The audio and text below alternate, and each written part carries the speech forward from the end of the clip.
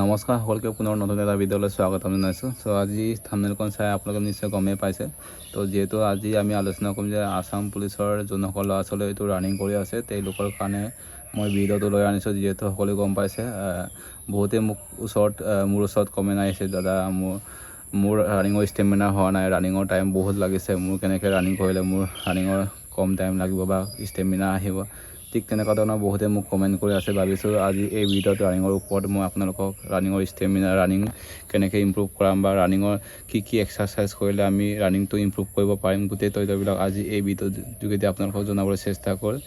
যিহেতু সকলোৱে গম পাইছে, আমি এসপ্তাহ আমি কেনেকৈ ৰানিং কৰিব লাগে। প্ৰথম মই ইয়াতে লিষ্টখন বনাই ৰাখিছোঁ, দেখি পাইছে, এয়া মোৰ লিষ্টখন।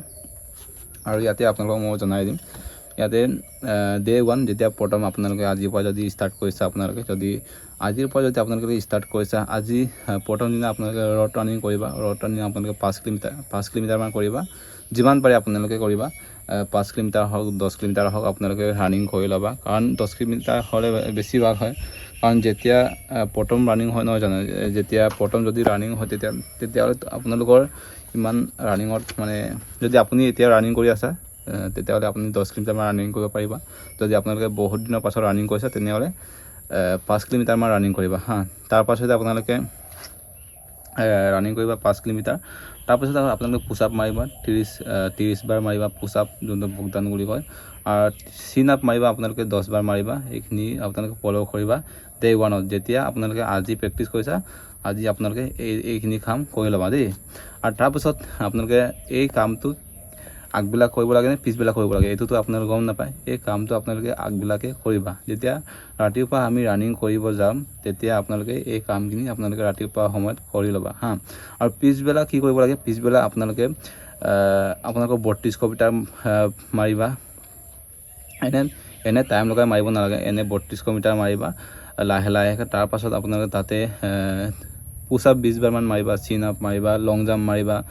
প্ৰথম দিনা লং জাম্প মাৰিবা আৰু দ্বিতীয় দিনা লং জাম্প মাৰিব নালাগে, কাৰণ লং জাম্পটো তাত ফুল এনাৰ্জি লাগে। লং জাম্পটো হৈছে ফুল এনাৰ্জি, 100% এনাৰ্জি লাগে। এইকাৰণে আপোনালোকে লং জাম্পটো আপোনালোকে ডেইলি জাম্প কৰিব নালাগে। সপ্তাহত আপোনালোকে 2 বাৰ বা মেক্সিমাম 3 বাৰ, মেক্সিমাম 2 বাৰ কৰিবা। সোমবাৰ কৰিবা আৰু আপোনালোকে দেওবাৰ কৰিবা। এই দুদিন এসপ্তাহত 2 বাৰ কৰিলে আপোনালোকৰ যথেষ্টখিনি হৈ যায়। আপোনালোকে বেছি জাম্প কৰি থাকিলে আপোনালোকৰ এনাৰ্জিটো নাইকিয়া হয়, কাৰণ লং জাম্পত বহুত আমাক এনাৰ্জিৰ প্ৰয়োজন হয়। এইকাৰণে ভাবিছোঁ আপোনালোকৰ লং জাম্পখিনি আপোনালোকে ভালদৰে প্ৰেক্টিছ কৰিবা, সপ্তাহত 2 বাৰ বা সেনেকৈ যিমান পাৰে আপোনালোকে। কিন্তু মোৰ মতে মেক্সিমাম 2 বাৰ হ'ব লাগে এই সপ্তাহত দেই। আৰু এইখিনি কথা মই আপোনালোকক ক'লোঁ। আৰু ডে 2 দিনাখন আমি কি কৰিব লাগিব। ডে 2 দিনাখন আপোনালোকে তাতো আপোনাৰ গ্ৰাউণ্ডত আপোনালোকে ফিল্ডত 5 কিলোমিটাৰ ৰানিং কৰিবা। যোনটো ফিল্ডত 5 কিলোমিটাৰ ৰানিং কৰা আৰু আপোনালোকৰ ৰড ৰানিং 5 কিলোমিটাৰ কৰা, এইটো বেলেগ ধৰণৰ হ'ব। কাৰণ যেতিয়া আপোনালোকে ৰড ৰানিং কৰিলে আপোনালোকৰ ষ্টেমিনাৰ মাচুলবিলাক টাইট হয় বা আপোনালোকৰ ষ্টেমিনাৰ সোনকালে আহে। এইকাৰণে আপোনালোকে প্ৰথম দিনা আপোনালোকৰ কি কৰিব লাগিব, ৰড ৰানিং কৰিলা। আৰু ডে 2 দিনাখন কি কৰিব লাগিব, 5 কিলোমিটাৰ আপোনালোকে গ্ৰাউণ্ডত ৰানিং কৰিবা। তেনেকৈ আপোনালোকে 30 বাৰমান পুছআপ মাৰিবা, চিন আপ 12 মাৰিবা। আৰু এইদিনা আপোনালোকক 100 মিটাৰ 200 মিটাৰ আপোনালোকে 3 পাক মাৰিবা। ধৰি লোৱা আপোনালোকে ফিল্ডত এটা গ্ৰাউণ্ড 200 × 3 3 বাৰ আপোনালোকে মাৰিলে হ'ল। 3 বাৰ আপোনালোকে মাৰি থাকিলে হ'ল 200 দেই। আৰু আপোনালোকে এইটো হৈছে আমাৰ ডে 2। আৰু ডে 3 লৈ আমি যাওঁ এতিয়া। ডে 3 দিনাখন আপোনালোকে কি কৰিব লাগিব, আপোনালোকে ডে 3 দিনাখন আপোনালোকৰ যিমান পাৰে আপোনালোকে 5 কিলোমিটাৰ ৰানিং কৰিবা আপোনালোকে গ্ৰাউণ্ডত 5 কিলোমিটাৰ ৰানিং কৰিবা আপোনাৰ গ্ৰাউণ্ডত। তাৰপাছত এইদিনা আপোনালোকে তেতিয়া আপোনালোকৰ শৰীৰে ক'ব মোক এক্সাৰচাইজ কৰক বা মোক কিবা ৰেষ্ট দিয়ক বুলি ক'ব। তেতিয়া আপোনালোকে 5-6 কিলোমিটাৰমান গ্ৰাউণ্ডত ৰানিং কৰি আপোনালোকে বহুতখিনি এক্সাৰচাইজ কৰিবা, যোনখিনি এক্সাৰচাইজত আমাৰ ৰানিঙৰ কাৰণে ইম্প্ৰুভ হয় বা ৰানিঙৰ কাৰণে আমি সহায় কৰোঁ বা ৰানিংটো আমাৰ ষ্টেমিনাৰ আহিব দিয়ে।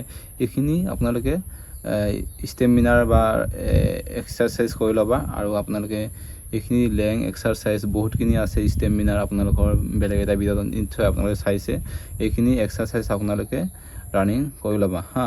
আৰু ডে 4 দিনাখন আপোনালোকে শ্বৰ্ট ৰানিং কৰিবা। ধৰি লওক আপোনালোকে 1600 মিটাৰ 800 মিটাৰ ধৰি লওক আপোনালোকে এটা ট্ৰেক বনাই লোৱা। আপোনালোকে 400 মিটাৰ ট্ৰেকটো এনেকৈ 5 বা 6 বাৰ আপোনালোকে এনেকৈ ঘূৰি ল'বা। কিন্তু ৰাতিপুৱা এইবিলাক হৈছে পিছবিলাকৰ কাৰণ, কিন্তু ৰাতিপুৱা সময়ত আপোনালোকে সদায় অকণমান হাৰ্ডকৈ ৰানিং কৰি আপোনালোকে প্ৰেক্টিছ কৰিবা ৰাতিপুৱা সময়ত। কাৰণ ৰাতিপুৱা সময়টো যিমান পাৰোঁ হাৰ্ডকৈ প্ৰেক্টিছ কৰিলে নিজৰ কাৰণে ভাল হয়। আৰু তেতিয়া মৰ্ণিঙৰ সদায় কৰা বস্তু কিন্তু সদায় আমাৰ শৰীৰত ইমপ্ৰুভ হয়। এইখিনি কথা সকলোৱে গম পায় নিশ্চয়। আৰু তেতিয়া আপোনালোকে ডে 4 দিনাখন আপোনালোকে 1600 মিটাৰ ৰানিং কৰিবা। তাৰপিছত 100 মিটাৰ মাৰিবা আৰু ফুল বডি ষ্ট্ৰেচিং কৰিবা, মাছাজ কৰিবা আপোনালোকে গোটেই বডিখিনি। আৰু সেইদিনা আপোনালোকৰ লং জাম্পো কৰিব পৰা যায়। আপোনালোকৰ যদি লং জাম্প যোৱা নাই তেতিয়া সেইদিনা আপোনালোকৰ ফুল বডি পূৰা আপোনালোকে 100 মিটাৰ ৰানিং কৰিবা। আপোনালোকে 5-6 বাৰ কৰিবা। আৰু এইখিনি কৰাৰ পাছত আপোনালোকে ফুল বডি মাছাজ কৰিবা। আৰু এইবিলাক কৰাৰ পাছত আপোনালোকে ডে 5লৈকে আমি এতিয়া যাওঁ। ডে 5 দিনাখন আপোনালোকে আকৌ ৰড ৰানিং কৰিবা 5 কিলোমিটাৰ। যিমান পাৰে আপুনি ৰড ৰানিং কৰিবা, 10 কিলোমিটাৰেই হওক। মেক্সিমাম আপোনালোকে 10 কিলোমিটাৰ কৰিলে হয় আৰু মিনিমাম আপোনালোকে 5 কিলোমিটাৰ কৰিলে হয় ৰড ৰানিংটো। তেতিয়া আপোনালোকে পুছ আপ মাৰিব লাগিব 30 বাৰ আপোনালোকে পুছ আপ মাৰিব লাগিব। চিন আপ 15 বাৰ মাৰিবা। আৰু গোটেই ৰানিঙত যিমানখিনি exercise, body massage, stretching exercise গোটেইখিনি আপোনালোকে ডে 5 দিনাখন কৰি ল'বা। আৰু আপোনালোকে ডে 6 দিনাখন আপোনালোকে কম্পিটিশ্যন কৰাব পাৰে। ধৰি লওক আপোনালোকে মোৰ টাইমটো কেনেকুৱা হ'ব, মানে মোৰ 3200 মিটাৰ আজি কিমান টাইম লাগিব পাৰে, আপোনালোকে এইটো টেষ্ট কৰিব পৰা যায়। বা আপোনালোকৰ মোৰ 1600 মিটাৰ ৰানিংটো কিমান টাইম লাগিছে এইখিনি আপোনালোকে টেষ্ট কৰিব পৰা যায়।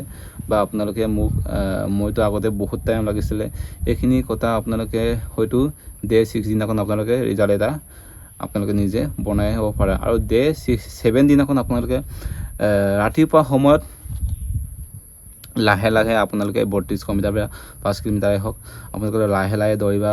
তাৰপাছত এক্সাৰচাইজ কৰি ল'বা। আৰু পিছবেলা দিনাখন আপোনালোকে ফুল ৰেষ্ট কৰিবা। আপোনালোকে ৰানিং কৰিব নালাগে। জাষ্ট আপোনালোকে ফিল্ডত গৈ অকণমান খেল কৰিবা। আৰু আপোনালোকে একেবাৰে ৰানিং কৰিব নালাগে। ডে 7 দিনাখন পিছবেলা টাইমত আপোনালোকে একেবাৰে ফুল টাইম ৰেষ্ট কৰিব লাগে। আপোনালোকে একেবাৰে ৰানিং কৰিব নালাগে। যদি আপোনালোকে অকণমান যদি এনাৰ্জি হৈও থাকে আপোনালোকে মৰ্ণিঙত অকণমান লাহে লাহে ৰানিং কৰিবা। আৰু পিছবেলা দিনাখন আপোনালোকে ৰানিং কৰিব নালাগে। আৰু এনেকৈ আপোনালোকে ডে 1 দিনাখন আপোনালোকৰ সোমবাৰে হওক বা যেতিয়াৰ পৰা আপুনি ষ্টাৰ্ট কৰিছে তেতিয়াৰ পৰা আপোনাৰ এনেকৈ ডে 1খিনি যেনেকৈ মই ৰানিং কৰিছিলোঁ বা মই আপোনালোকক কৈ দিছোঁ তেনেকৈ ৰানিং কৰি থাকিলে আপোনালোকৰ নিশ্চয় আপোনালোকৰ 100 মিটাৰেই হওক বা 1600 মিটাৰেই হওক, 3200 মিটাৰেই হওক, 4800 মিটাৰেই হওক আপোনালোকৰ ভাল এটা মাৰ্ক আনিবই। মই 100% গেৰাণ্টি দিব পাৰোঁ। কাৰণ এইটো টাইম টেবুল মতে মই ৰানিং কৰিছিলোঁ। মোৰ ৰানিং ভাল আহিছিলে। এইটো কাৰণে মই বহুত দিন ধৰি এই ৰুটিনটো মই ফ'ল' কৰিছিলোঁ। কাৰণ মোৰ ৰানিং এইকাৰণে ইমপ্ৰুভ হৈছে। তো মই ভাবোঁ, মই আশা কৰিছোঁ আপোনালোকে এইখিনি মোৰ টাইম টেবুল দিয়াখিনি আপোনালোকে ফ'ল' কৰিব বা সেনেকুৱাকৈ ৰানিং কৰিব বুলি মই আশা কৰিছোঁ। তো এইখিনিয়ে আছিলে সৰু এটা আপডেট ভিডিঅ'। তো যদি ভাল লাগে লাইক কমেণ্ট শ্বেয়াৰ কৰি দিব। যদি নতুনকৈ আছে ছাবস্ক্ৰাইব কৰি দিব। তো বাই বাই, নেক্সট ভিডিঅ' লগ পাম।